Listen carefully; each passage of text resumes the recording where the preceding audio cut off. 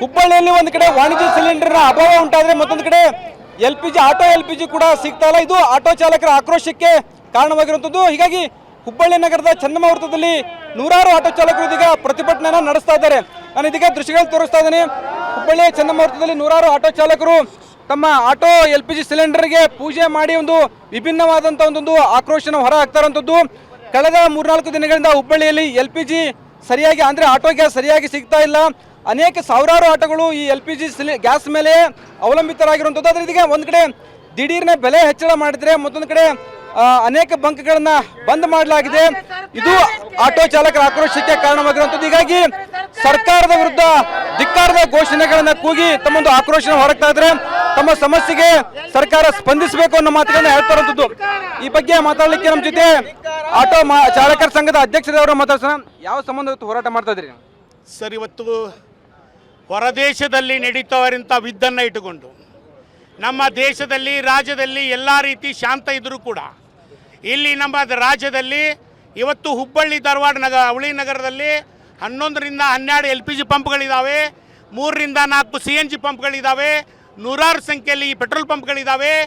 ಇವರು ಸರ್ಕಾರ ಯಾವುದೇ ರೀತಿ ರೇಟನ್ನು ನಿಗದಿ ಮಾಡದೆ ಇವರೇ LPG ಪಂಪಿನ ಮಾಲೀಕರು ಅವರವರೇ ಗುಪ್ತಾಗಿ ಮೀಟಿಂಗ್ ಮಾಡಿ ಅವ್ರು ಇವತ್ತು ಏನು ಹೇಳ್ತಿದ್ದಾರೆ, 60 ರೂಪಾಯಿ LPG 1 ಲೀಟ್ರಿಗೆ ಇದ್ದಿದ್ದು ಇವತ್ತು 70 ರೂಪಾಯಿಗೆ ಮಾರ್ತಿದ್ದಾರೆ, 75 ರೂಪಾಯಿ ಮಾರ್ತಿದ್ದಾರೆ, 85 ರೂಪಾಯಿ ಮಾರ್ತಿದ್ದಾರೆ. ಇವರ ಮೇಲೆ ಯಾರು ಇವರಿಗೆ ಹೇಳೋರು ಕೇಳೋರು ಇಲ್ಲ. ಜಿಲ್ಲಾಡಳಿತ, ಆರೋಗ್ಯಾಧಿಕಾರಿಗಳು, ಸಂಬಂಧಪಟ್ಟ ಎಲ್ಲ ಇಲಾಖೆಯವರು ಈ LPG ಪಂಪ್ಗಳ ಮಾಲೀಕರ ಮೇಲೆ, ಕೆಲವೊಂದು LPG ಪಂಪ್ಗಳ ಮಾಲೀಕರ ಮೇಲೆ ಸರಿಯಾದ ರೀತಿಯಲ್ಲಿ ಇವರು ಆಟೋ ರಿಕ್ಷಾ ಚಾಲಕರಿಗೆ LPGಯನ್ನು ಪೂರೈಸ್ತಾ ಇಲ್ಲ. ನಾವು 200 ರೂಪಾಯಿ 300 ರೂಪಾಯಿ LPG ಕೇಳಿದ್ರೆ ಖಾಲಿ ಆಗೈತೆ ಅಂತ ಹೇಳ್ತಾರ. ಈಗ LPG ಪಂಪಿನ ಮೇಲೆ ಸೂಕ್ತ ಕ್ರಮ ತಗೋಬೇಕು. ದುಪ್ಪಟ್ಟು ರೇಟ್ ಮಾಡ್ತಿದಾರ, ಅವ್ರ ಮೇಲೆ ಕಾನೂನು ಕ್ರಮ ತಗೋಬೇಕು.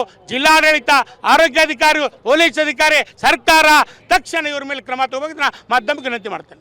ಬಹಳಷ್ಟು ಜನ ಆಟೋ ಚಾಲಕರು ಆಟೋ ಓಡಿಸ್ಕೊಂಡು ಜೀವನ ನಡೆಸ್ತಾರೆ. ಈ ರೀತಿಯಾಗಿ ಆಟೋ LPG ಬಂದ್ ಮಾಡಿದ್ರೆ ಯಾವ ರೀತಿ ಸಮಸ್ಯೆ ಆಗ್ತದೆ ರೀ? ಸರ್, ಇವತ್ತು ನಾವು ಆಟೋ ರಿಕ್ಷಾ ಚಾಲಕರು ಹುಬ್ಬಳ್ಳಿ ಧಾರವಾಡ ಅವಳಿ ನಗರದಲ್ಲಿ 25,000 ರಿಕ್ಷಾಗಳಿದ್ದಾವೆ.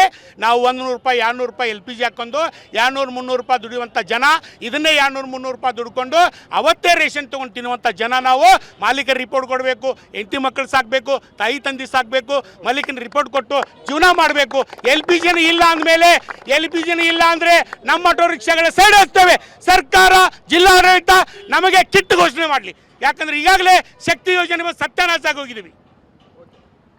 ಇದು ಆಟೋ ಚಾಲಕರು ಮತ್ತು ಅವರ ಮಾಲೀಕರ ಮಾತುಗಳು. ಅಂತಂದ್ರೆ ಆಟೋ ಅಂದ್ರೆ ಈ LPG ಬಂಕ್ನಲ್ಲಿ ಸಾಕಷ್ಟು ಗ್ಯಾಸ್ ಇದ್ರೂ ಕೂಡ ಇಲ್ಲಿನ ಮಾಲೀಕರು ಕಳ್ಳಾಟವನ್ನು ಮಾಡ್ತಿದ್ದಾರೆ. ಅವರೇ ಏಕಾಏಕಿ ದಿಢೀರ್ನೆ ಬೆಲೆಯನ್ನು ಹೆಚ್ಚಳ ಮಾಡ್ತಾರೆ. ಈ ಬಗ್ಗೆ ಸರ್ಕಾರ ಮತ್ತು ಜಿಲ್ಲಾಡಳಿತ ಕಠಿಣ ಕ್ರಮ ಕೈಗೊಳ್ಳಬೇಕು ಅನ್ನೋ ಮಾತುಗಳನ್ನ ಇಲ್ಲಿನ ಆಟೋ ಚಾಲಕರು ಹೇಳ್ತಾ ಇರುವಂಥದ್ದು. ಕ್ಯಾಮ್ರಾಮನ್ ಚೋ ಜೊತೆ ಸಂಜಯ್, TV9 ಹುಬ್ಳಿ.